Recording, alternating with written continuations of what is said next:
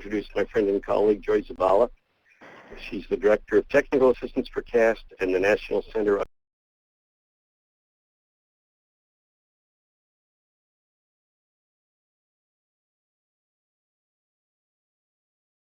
on Accessible. Joy has made a huge difference for a lot of students, parents, and educators through her work with the SET framework, quality indicators for assistive technology, and her efforts with CAST, currently on the Accessible Educational Materials project, which she introduced to us on Monday, and we've been talking about in the discussion area since.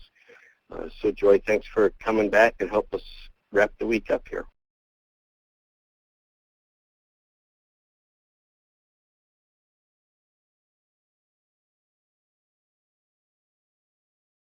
Things that were asked in the cafe are probably of interest to others as well. So the purpose is to reflect on those discussions, and the key ones that came up that I thought would be interesting to discuss today are reflections on accommodations, who's responsible and what can be done, and that was based on a particular case, and then reflections on sources of AIM, basically from a parent asking, should we still be scanning textbooks? And then the third part is, it's your call, anything of interest to you. So what I'd really like Tara and John to do, since you both still seem to be on listen only, is type in the chat what you would like to be able to take away from today. That's going to make a big difference, I believe. And if you'd go ahead and do that, I'm going to start talking about the first case, and then we'll look at that. Oh, you're called in now, so you're on the phone. Well, wonderful. Then why don't you just tell us what you'd like to get out of today, Tara? Hi. I'm interested in learning more about this transition from AIM to AEM. Okay. Maybe I missed that. Maybe you did that in the first session. That's okay. I'm happy to talk about that again, because it's really a rather short conversation. And I can do that right now, and then John is typing. So the AIM to AEM has to do with what the Office of Special Education Programs actually asked for from the AIM Center in terms of why we are now AEM instead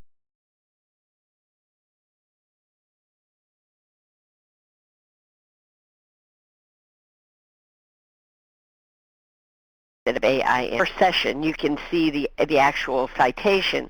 But what they have done when they have at the Office of Special Education Programs defined accessible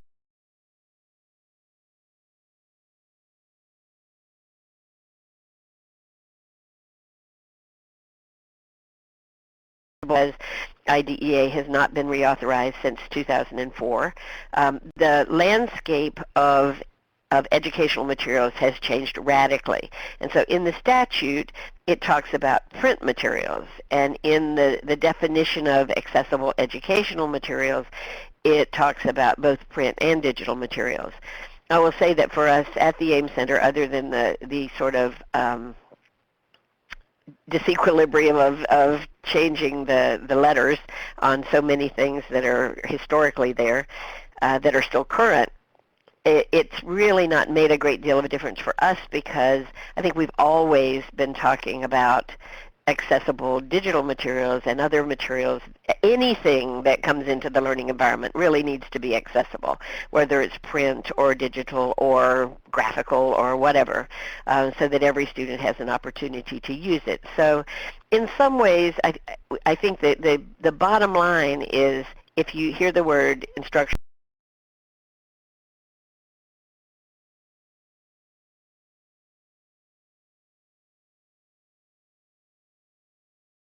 change in the statutory language, but there is the recognition, if you will, and certainly the responsibility of the new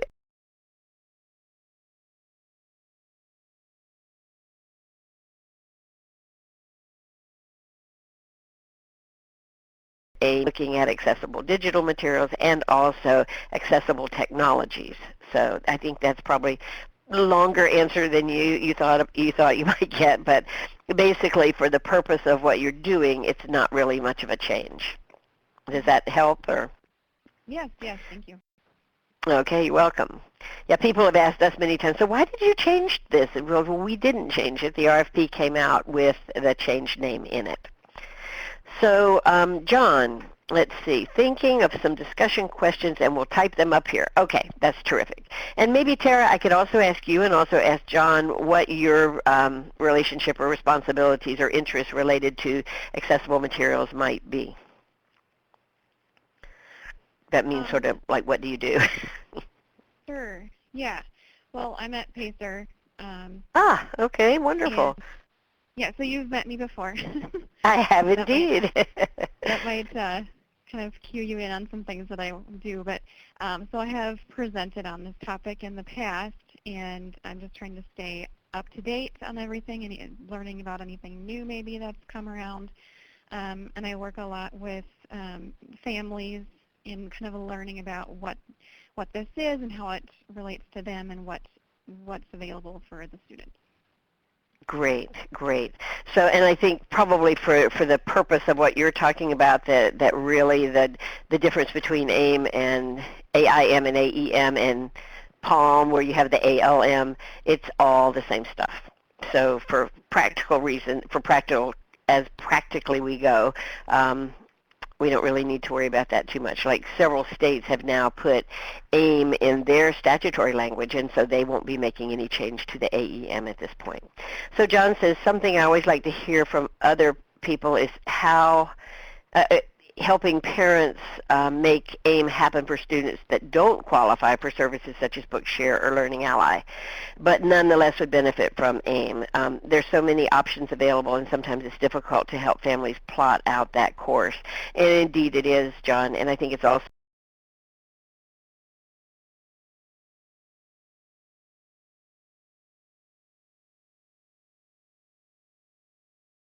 have such, in a different, okay, good. So actually you two are probably closer together though than any of the rest of us on the call. So it's good to have you, and I want you to really feel comfortable just talking about whatever you want, because I'm going to go over these two cases. One of them is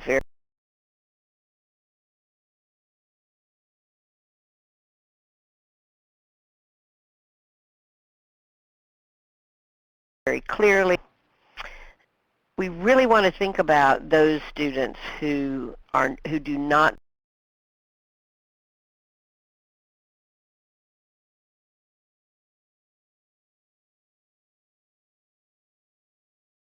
quickly go over the first case. But before we do that, really looking at the functional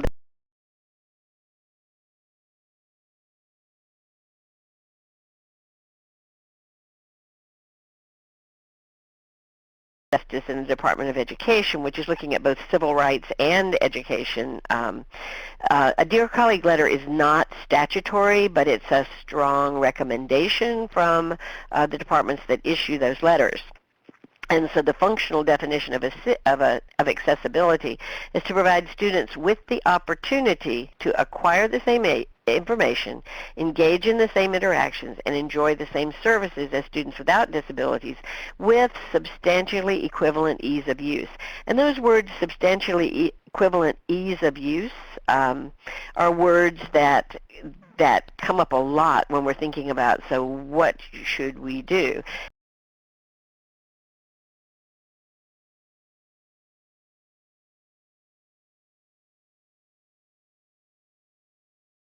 And the other term, it's not really here, that comes up a lot is the substantially equal opportunity. So those kinds of things are really important as we move forward. So one of the questions that came up in the cafe was, what kinds of accommodations are museums and other public entities that offer webinars to schools legally responsible for providing? And not being an attorney, but always having an opinion on everything, I took a bit of a stab at that and then talked about some of the practicalities. And so the rest of the story was that there was a 6th grade class who were viewing a webinar offered by a museum. A student in the class is deaf and doesn't use sign language, so an interpreter would not be effective. Now, it was also said in the description, because it was live, captioning was not an option. So that's speaking of the captioning that is built into what was being shared. So this was a new situation for the museum and the school, and there was a lot of upfront work done to try to provide the student with access by developing a script and other prompts. So the legal responsibilities, I think, and I probably would not want to be quoted as a definitive source of this kind of information. For the museum, though, it's a public entity, so it has to abide by the non-discrimination statutes of ADA and of Section 504 of the Rehab Act, both of which are non-discrimination. You can't deny someone who is otherwise eligible to participate in this activity the means to participate because they have a disability. So that's a little bit different than IDEA. It doesn't say that the museum has to do a different webinar for the student who's deaf, but that the student who's deaf has to have an opportunity to participate, again, with a substantially equal opportunity and with a substantially equal ease of use, which is where a lot of the challenge comes in.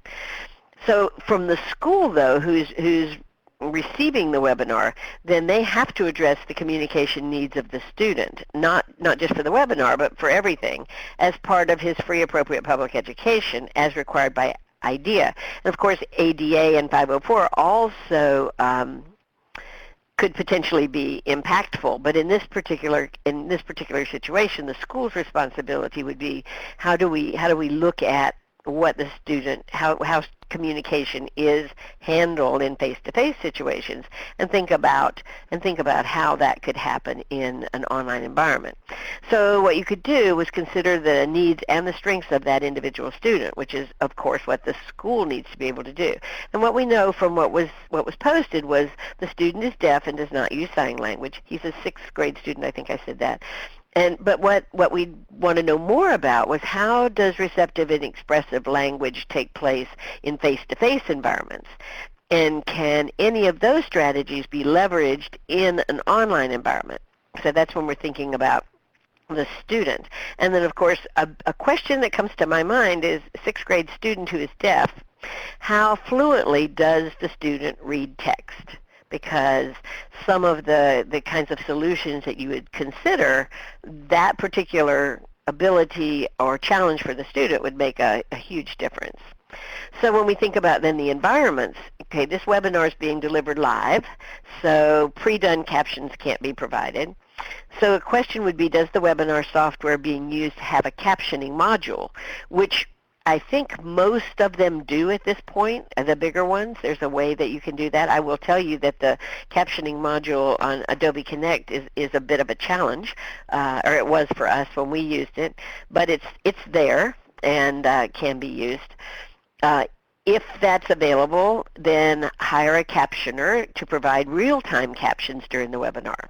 So the fact that they mentioned that captions couldn't be provided in a proactive way would be a hint that those captions might have been useful to this particular student. So this might be something that could be used online. Now, the other thing is if the webinar software doesn't have a captioning module,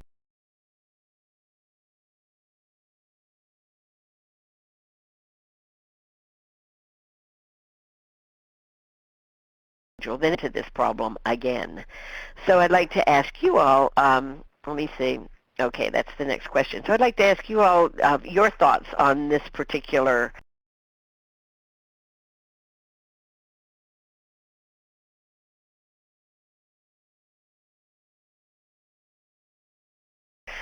reading ability. That would be interesting to know.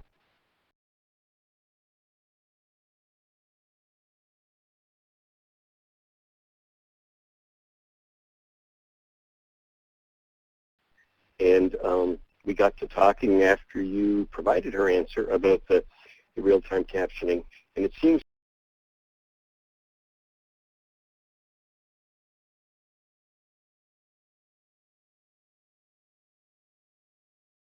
like your has a software program that really works for all of these different pieces of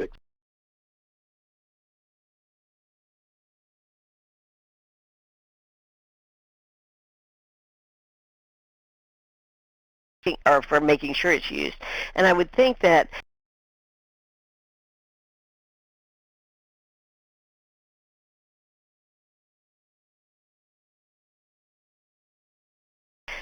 With anything else, when you register, you say there's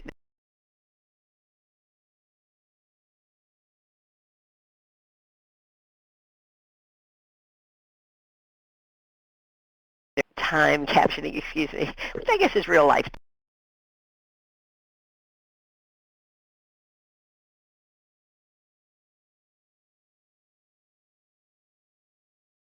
To accommodation can actually benefit from it.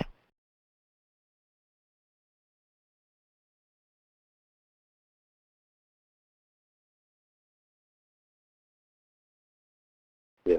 Or Yes. whether the school might be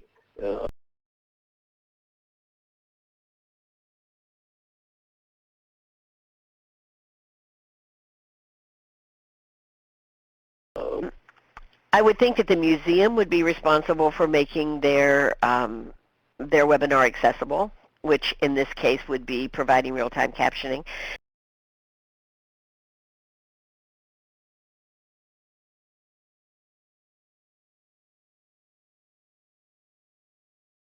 Which is, you're talking about an hour, and generally the captioner doesn't need a great deal of time.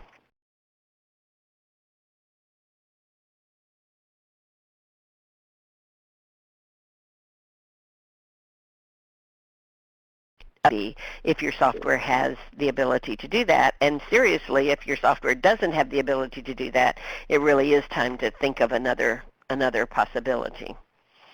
So, yeah, but again, on the school end of it, you really want to think about how does that student typically express and typically understand, and are there things that are done face to face that could then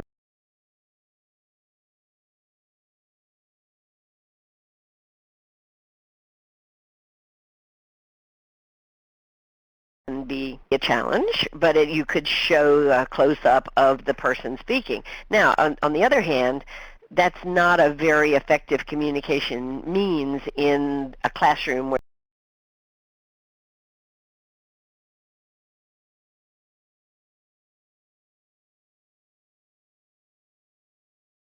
versus the Board of Education a long time ago.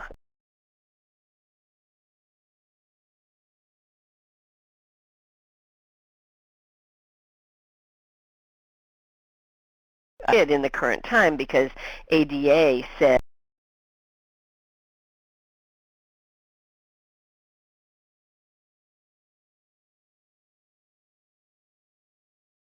together that said that fourth special consideration, which is considered the communication needs of students, and it says in the consideration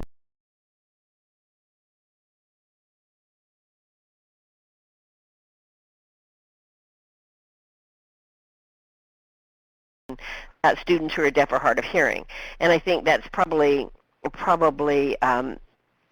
emphasized because it comes right after the one about Braille for students who for students who are blind. So really, in this new letter, it said, wait a minute, that is not just about students who are deaf or hard of hearing.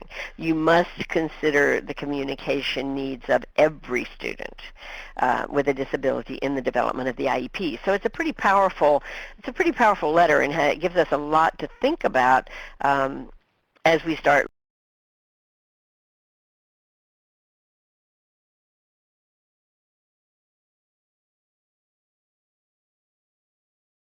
looking at not guess erroneous interpretation, and how do we point them down the right road. And if you if Tara or John, if you all would send me an email, I would be happy to send you a link to that particular Dear Colleague letter. I don't have it right in front of me at the moment.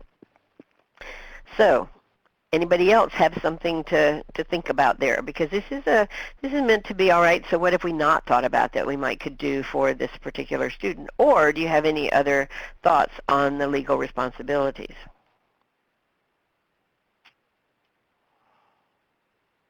Don't all talk at once, huh? And Anna Maria and Jackie, you guys can chime right in too. And Bridget, well, is that Bridget? Is that your Bridget, John and Tara?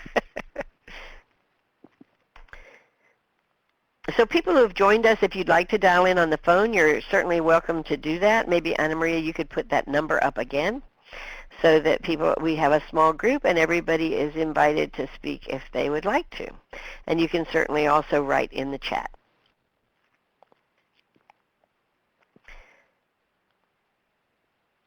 So let's go to the next case that I thought was quite interesting in the discussion.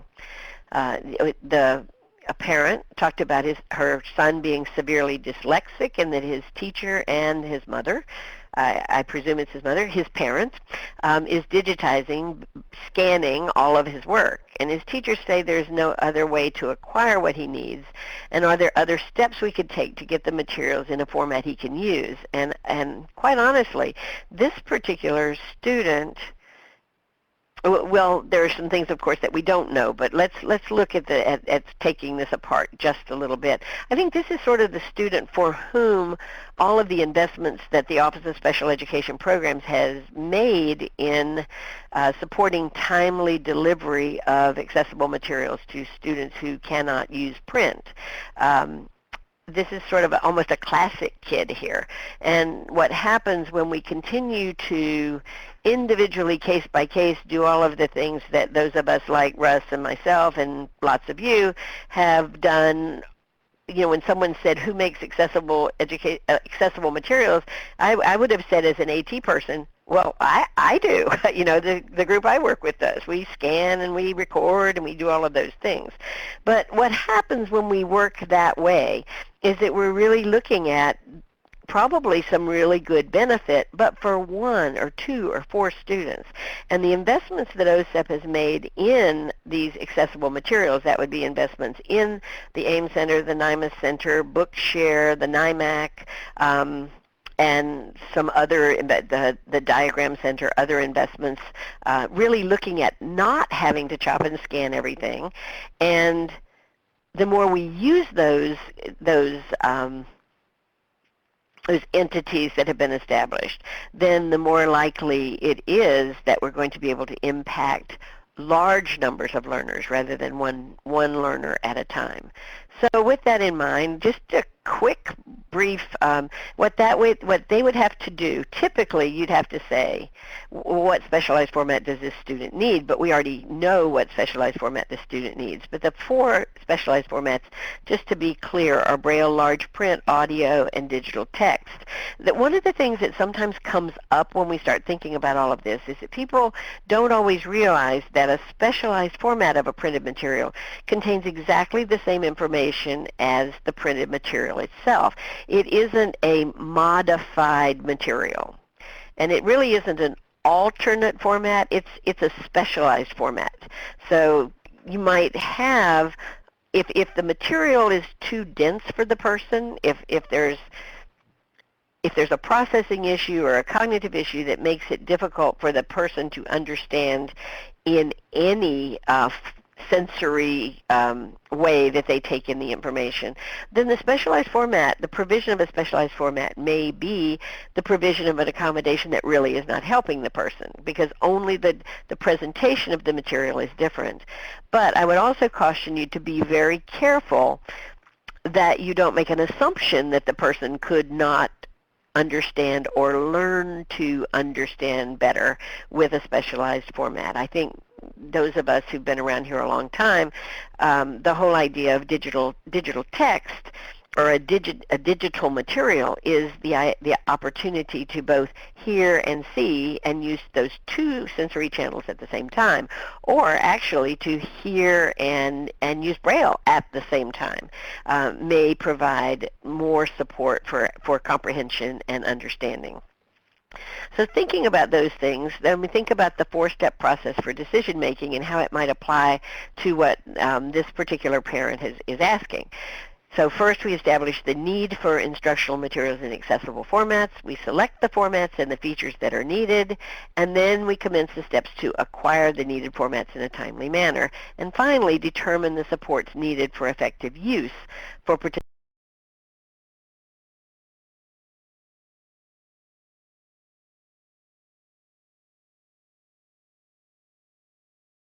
participation. The student has a severe learning disability and cannot use printed materials effectively, but can apparently understand content at grade level. So we know those things already, even though we'd certainly want to confirm them. The IEP team would want to make sure of that. But the fact that the student is currently using digitized text, that specialized form, digital text specialized format, then that step 2 is sort of already decided upon. But where they're having trouble is actually in step 3. Where can those needed formats be acquired? Currently, the parents and the teachers are digitizing all the work. That is a way to acquire materials or to provide those materials. Services, we don't really know if the student is receiving services under IDEA, but since he has a severe learning disability, it's probably very likely that he is, and if he isn't, then he's probably receiving services under 504. That would be something to determine because it matters in step 3. Doesn't matter in steps 1 and 2, but it matters in step 3. So the student, in my opinion, from looking at severe learning disabilities and what they're doing now to provide those materials, I would say that he almost certainly has a print disability and thus meets the copyright criteria to receive specialized formats from actually quite a wide variety of sources, probably almost everywhere except the American Printing House for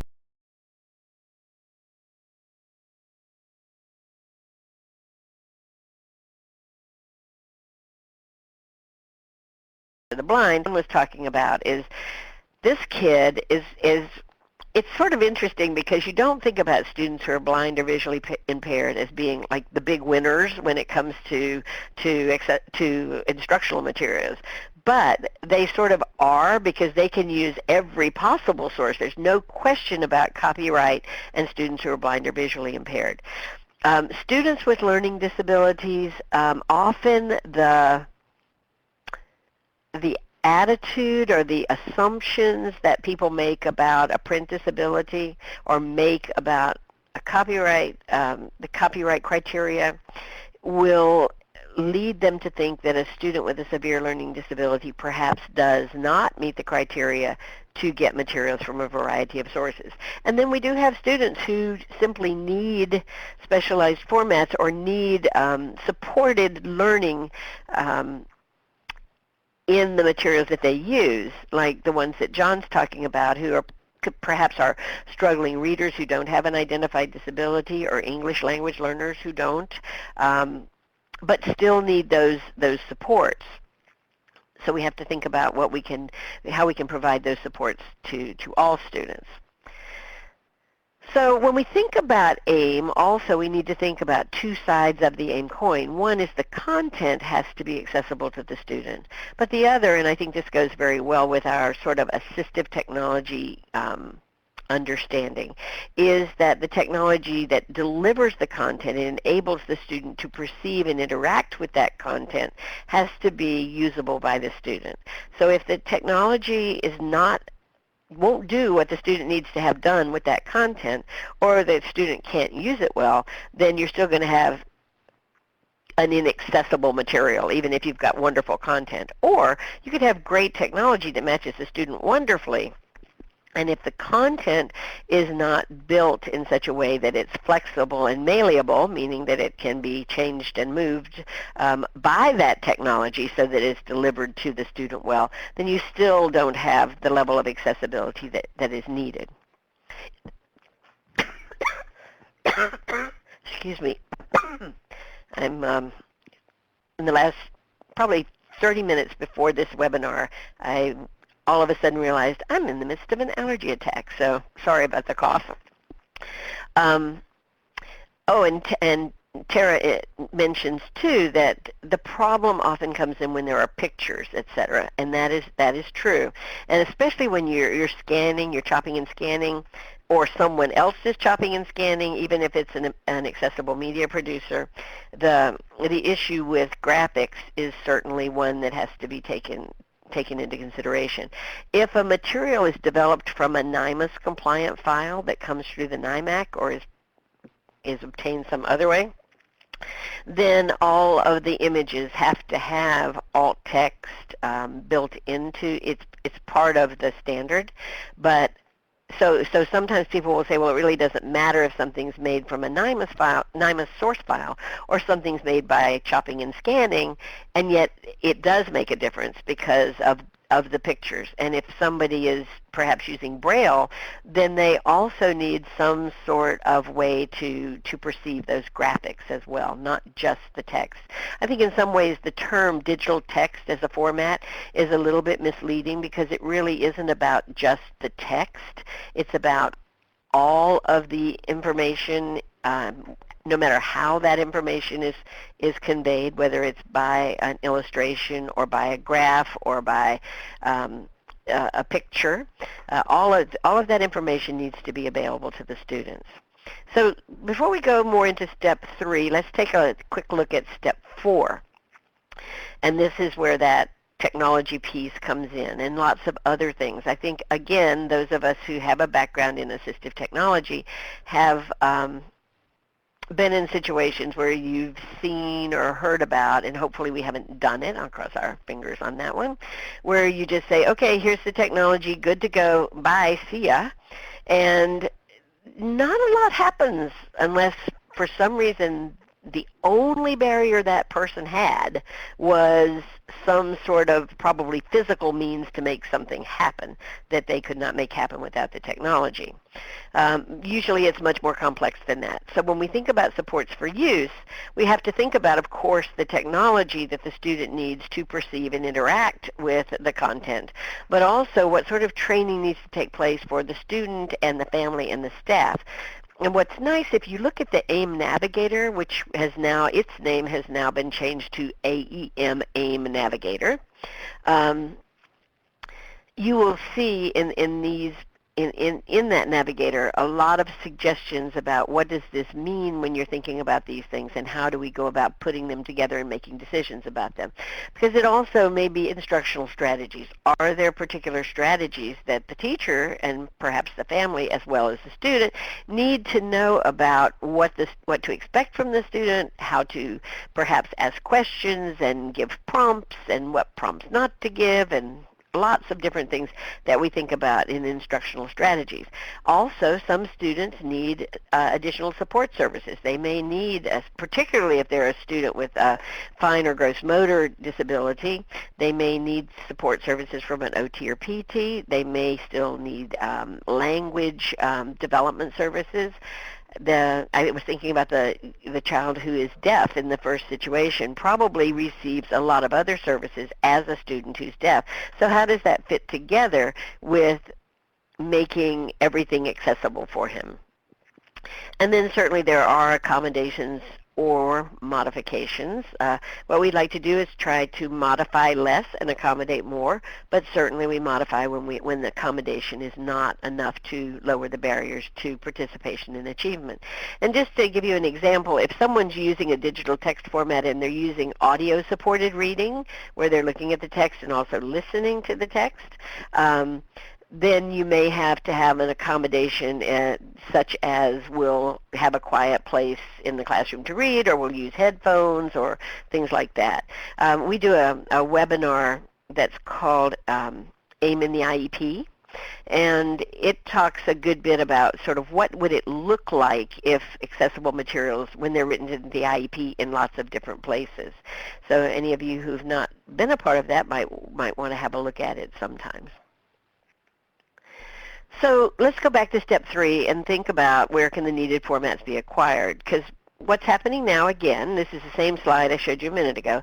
Parents and teachers are currently digitizing all the work. Now, there will be continuing work that has to be digitized because it's not available in any other way. But that should never be the place that we start, and should certainly not be the place that we start when we're talking about published materials that are being used by other students, textbooks, large materials, so that just simply take a long, long time, not only to digitize, but also to clean up and make actually usable for a student.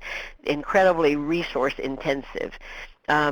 We don't know whether the student receives services under IDEA or 504, but it only matters in one source. And then again, as I said earlier, in all likelihood, this particular student has what would be called a print disability, which, by the way, is not defined anywhere.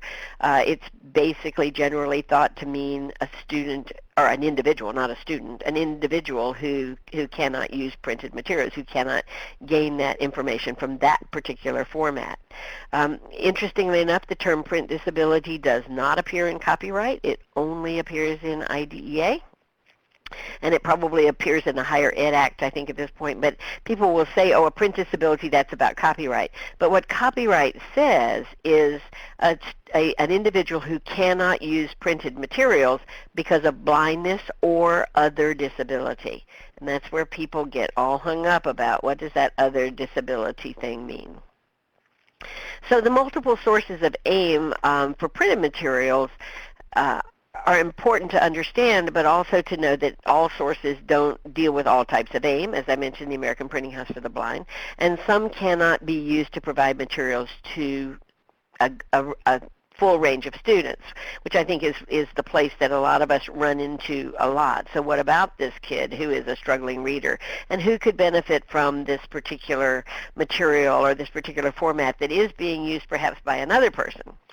So the sources basically are the NIMAS files in the NIMAC, accessible media producers, locally produced, which is what the parents and teachers of this student are doing right now. They are producing it themselves, and there are free sources and commercial sources. So what that tells us is there are many sources that might be usable by this student, which are not currently being thought about. And so Ann says, is the webinar just mentioned, AIM and the IEP, available on this site? Actually, if you go to the AIM Center site at aim.cas.org, and I think it's right on the home page. If you go down, it says webinars and presentations, and you should be able to find an archive of that particular presentation pretty soon. So do you no longer use the term specialized sources? It's not specialized sources, it's actually specialized formats. And so the specialized formats are those four. Now, all of these things are sources of specialized formats, but all of the things that you see on the screen right now.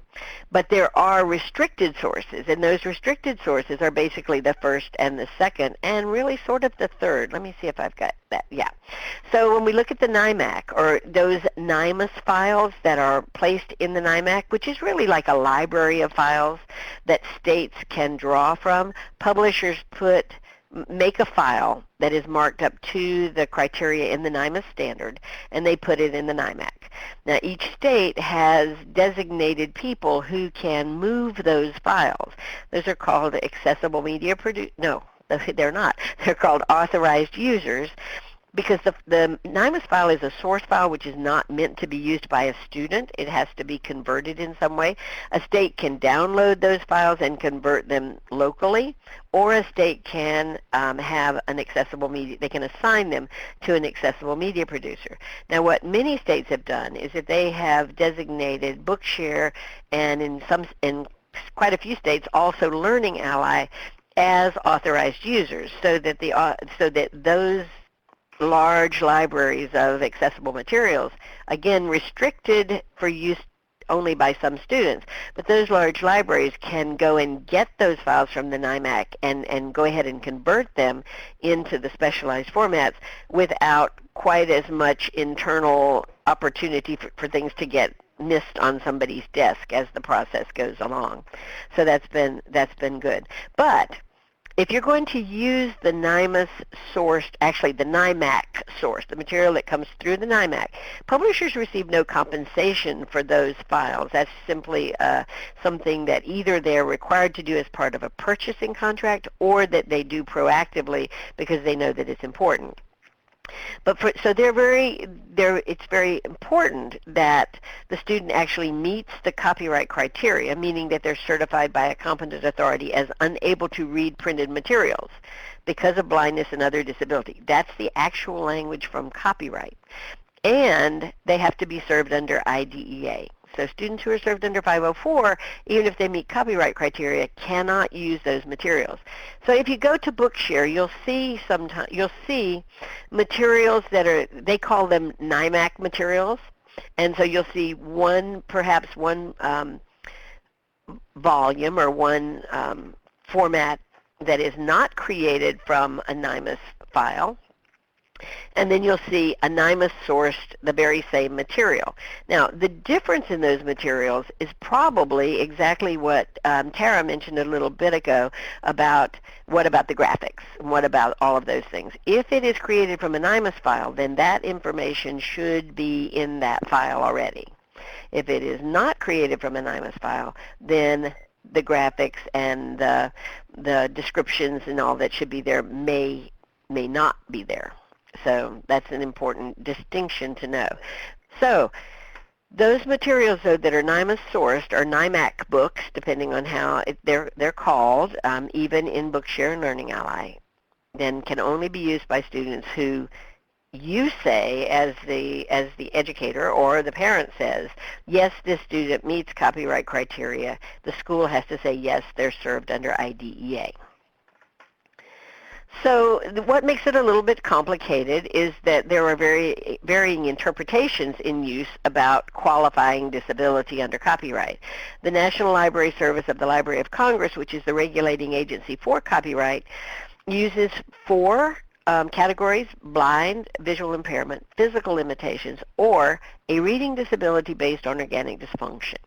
Now, what Learning Ally and Bookshare have been doing for years and years and years is only using 3 categories and not using that reading disability, because their approach is that what we know now about the brain is that we know that when there are reading disabilities such as dyslexia or such as a severe learning disability, that there's a physical base for those disabilities. And the only reason it matters is because the reading disability based on an organic dysfunction has a different criteria for who the competent authority is who can say that a student has this particular disability, and that is a doctor of medicine for that particular category. So what we've been saying at the AEM Center is, do step 1. What does your student have a need for specialized formats? Step 2, what specialized formats are the ones that are needed? And then look at all the sources that might have that particular specialized format of the material you're looking for, and look at the criteria for getting materials from that source. And if your student meets the criteria that the source itself has said, then go forth. Go forth. And what you'll find on, I believe, the Bookshare eligibility site, and probably Learning Allies is exactly the same, I haven't looked just recently, is that they will say, and this does not include, that a student with autism or a student with a cognitive disability or a student with something else does not automatically qualify unless they have an accompanying reading disability. They don't say you have to go get a doctor to say that. They just say you have to say that they have an accompanying reading disability. And if you go to the AIM Center and you look under, oh gosh, it's the second column. It's something like supports for students. And you pull down, there's a section called AIM in Action, and there are 2 case studies there. One is an amazing case study by a young woman who is blind, actually who has a severe visual impairment, but so severe that she also uses Braille, and she uses a lot of different things. But there's also another student whose name is Bailey, and Bailey is a student with autism. But Bailey also has an accompanying reading disability, and I think it's really important, I think, for you to go and have a look at the information that's there about Bailey's case study, because it talks a lot about his accompanying reading disability and how addressing his reading disability actually had huge impact on his behavioral issues that were related to his autism.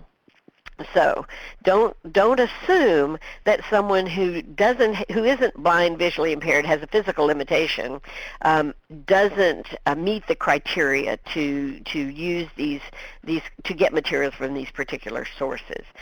So if the student has a disability and could benefit, which basically means could understand the information in printed materials if it were presented in a different way, through a different sensory channel, or through two sensory channels perhaps working together, like audio-supported reading or audio-supported Braille, then very likely that student should be able to get materials from those restricted sources. So the accessible media producers you don't have to be served under IDEA to use the materials from the accessible media producers, as I've been saying, unless those materials are created from NYMA source files. You just have to meet copyright criteria.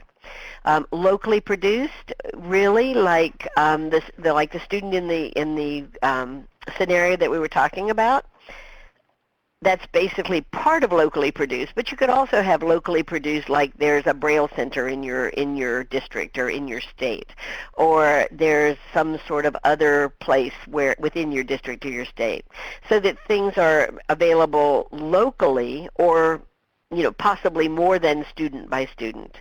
But you have to also be aware that those copyright constraints may also be impactful even if you're doing it yourself. For example, the parent, in the case of the student that we're talking about who has severe learning disabilities, where they are sort of by hand digitizing all of his materials locally, they couldn't take those materials that this student requires and then pass them out to anybody else who might need them or want them.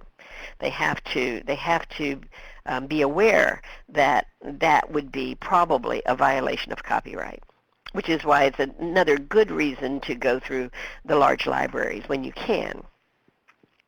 There are free sources, and of course there are no limitations on free sources, and what we know is that with open educational resources being available and used more and more, then we do have free. But remember that free may not be accessible. Just because it's digital doesn't necessarily mean that it's accessible. And then we also have the complication of accessibility being a moving target, that what makes something accessible for a person who's blind doesn't necessarily make it accessible for a person who has a learning disability, or for a person who's deaf.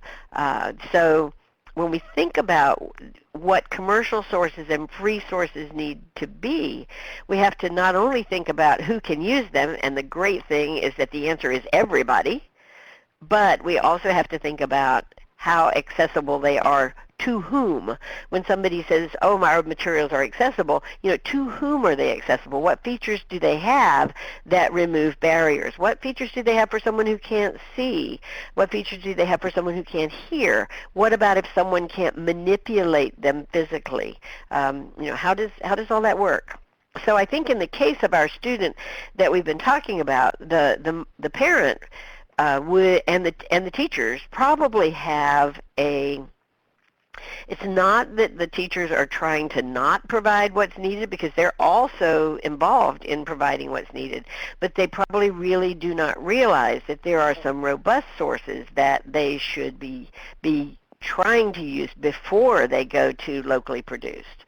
And let's say that you need a book and you send that book to Bookshare to be converted, and they chop and scan, and they say it's going to be 3 months. Okay, fine, scan chapter 1 or scan chapter 2, but don't scan the whole book, because it's going to be done by someone else, so that you can use the time and the effort that you take creating those accessible materials, actually assisting a student in using those materials and for participation and achievement, which is a very different thing than simply providing them. So I've just been talking and talking. Your turn.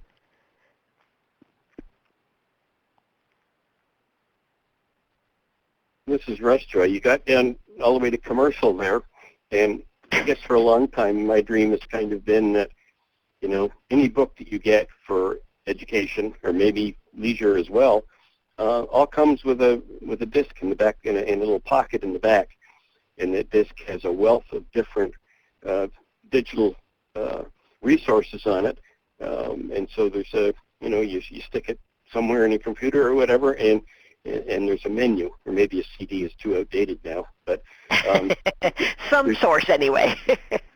there's just a menu, and it's kind of like, okay, I purchased this information. I get to choose how I want to interact with it. Exactly, and I think that's probably our dream, and I would like to go farther than a dream. It's our expectation that is what's going to be available as we move forward, and this is especially important when we start looking at the move to digital materials, because digital materials, if they are not designed in such a way that there are accessibility features built into them, it's the Center for Online Learning for Students with Disabilities has made the statement that at present, state and local education agencies do not have the ability to retrofit a digital material for accessibility.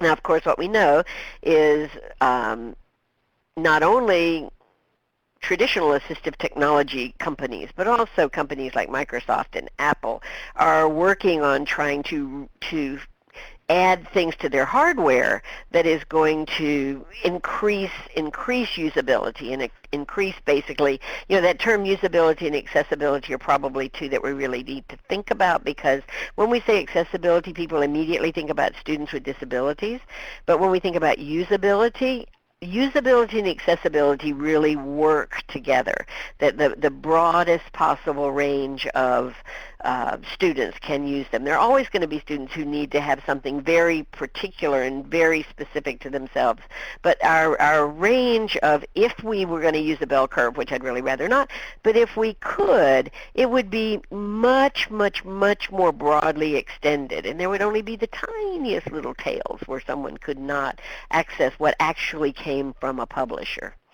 So Tara asks, what trends are you seeing textbook publishers move toward regarding their online textbooks? Much of what I've seen so far is not accessible, and I would say that much of what you've seen so far is rather typical. One of the things that's happening is that people are not demanding these wide usability features. When they make selections, they get really interested in, oh, this is cool and it's great, and so we're gonna use this, and think, oh my goodness, wait a minute, now what about the students who have accessibility issues related to the use of this material? So what we need to do is become better educated about what we need to ask for, and it's certainly not, everything that you'd ever want to know, but there's some quite interesting information. If you go to the AIM Center and you look up the PALM initiative, Purchase Accessible Learning Materials, there's a lot of information there that you could consider about what should we be asking for.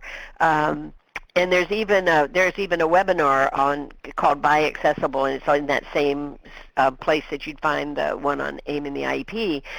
That really talks about, I personally, I know how to say WCAG 2.0, and I know how to say DAISY and those kinds of things, but I'm a teacher, and I want to know what I should be looking for. What can I see that lets me know that the material I'm considering, or the material that is being considered for purchase, actually will work? And so there's some really nice things in that particular webinar about, what is it that we look for.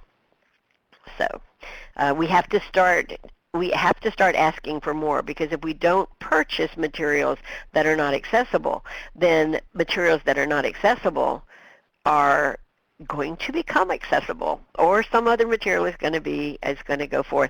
I had an opportunity not too many months ago, at the request of a company, to look at a material that they were putting out for math, to look at some of the accessibility issues. And interestingly enough, as much as I talk about not being captured by how cool a particular material is, about 2 minutes into looking at this material, I was like, that is just the neatest thing. I just love how they did this. And then I had to look at it again and go, oh my gosh, if my eyes were closed, I would have no idea what they were talking about. And I could think of no way that what they were using as their engagement piece could possibly be made useful and made meaningful for a student who could not see. And so I made that statement, and I said, so tell me, when are you planning to introduce this material? Because you really probably need to go back and look at some of this stuff. And they said, well, we're planning to release it next Wednesday. And it was like, why are you even asking? So we need to be more proactive, and we need to be more informed consumers, and that will make a difference, I believe. Because like Russ, exactly what we expect to see is that materials will simply come with lots of options that you can turn off and on as you need or don't need. And it's not that everybody's going to need every option. It's just that the options are there for those who do need them. So where can you get help when you need it? Well, certainly the Center for Technology and Disability is providing you with lots and lots of opportunities for help. The AIM Center, we hope, will be of support and assistance. PACER, you guys do a fabulous job of getting word out, not only about assistive technology and many, many other kinds of supports, including bullying and all of that, but also being a very good place to roll out the accessible educational materials for learning. In fact, there are two videos that were done in collaboration with the AIM Center and PACER that are called AIM Simply Said and then Digital AIM Simply Said that are just wonderful resources to introduce people to all of this.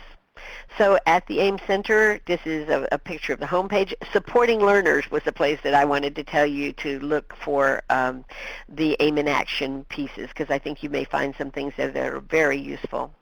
And then remember that knowledge is power and that information is liberating, because education is the premise of progress in every society and every family. And I think the more that we know as consumers and users and providers of materials, the more we can do to ensure that what actually does come from publishers and what actually does come from open educational resources really is usable by those students, John, that you mentioned, that are not going to be able to, for whatever reason, use NIMA source files or use the Bookshare and Learning Ally, because they have particular restrictions in what they can do. So I know that there's a new center that has been, an RFP has come out for a new center that's actually looking at what about those students who are not typically the ones who we think about when we think about students with print disabilities. And quite honestly, too, by the way, that's another term that I hope will change, because print is hard copy stuff, and when you see stuff on the screen, that's really not print, that's text. And so maybe we need to talk about not just print disabilities, but text disabilities and how that works. So Ann asked, do you have any recommendations where teachers can learn how to make sure the digital materials they are creating are accessible? Aha, I do indeed. If you go again to the AIM Center site and you go to Creating AIM, which is that fourth piece, and I don't know if you can see my cursor, but I'm pointing to Creating AIM. It's almost directly up the middle in the black bar at the top. There are actually a lot of links to, okay, if you're using PowerPoint, how do you ensure that it's accessible? If you're using Word, what are some things that you can do to make sure that your materials are accessible? Those are not things that are created by the AIM Center, but are linked from the AIM Center to places where people have really been spending a lot of time and effort on that. What success rate do you see for schools, families, and individuals asking publishers to purchase from them an accessible digital file such as PDF? That's interesting, Tara, because I would think probably, I'm sorry, I don't have any statistics on that, but I would think that purchasing an accessible file, such as an accessible PDF, because all PDFs are not accessible, they're going to probably say if you need that, you probably qualify to get those materials from the restricted sources. They so I think the main thing we really want to continue to do, must be time to stop. Excuse me.